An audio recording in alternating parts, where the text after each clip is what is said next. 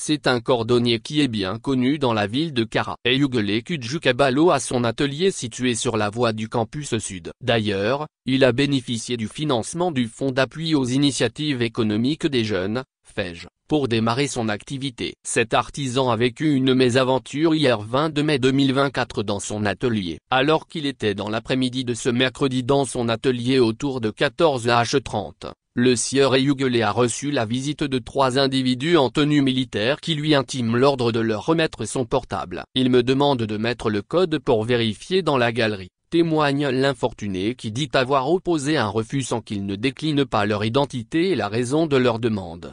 Togo. Comme suite à ce refus, les 3 agents ont commencé par le rouer de coups pour lui soutirer le portable dans sa poche. Après quoi, ils lui demandent de les suivre à la brigade. Là, le cordonnier s'est fait entendre par le lieutenant en charge de la formation que ces éléments étaient venus s'assurer qu'il ne les a pas pris en photo quand il faisait dans la matinée le sport.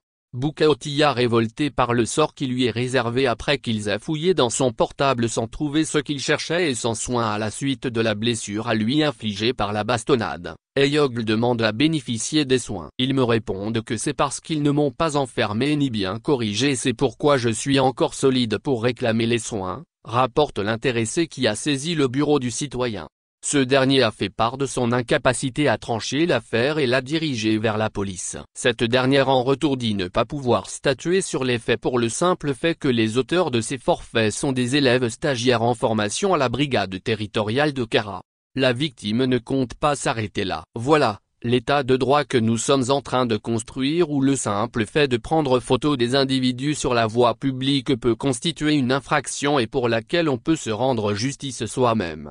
Dans les pays civilisés, même les chefs d'État sont pris en photo ou filmés dans la rue sans que cela ne constitue une infraction. Mais au Togo, la rue est devenue un domaine privé où on peut vous violenter sans que l'élément infractionnel, si infraction il y a, ne soit trouvé, on vous abandonne à votre triste sort. Dans un état de droit, force doit rester à la loi. Nul n'est au-dessus de la loi.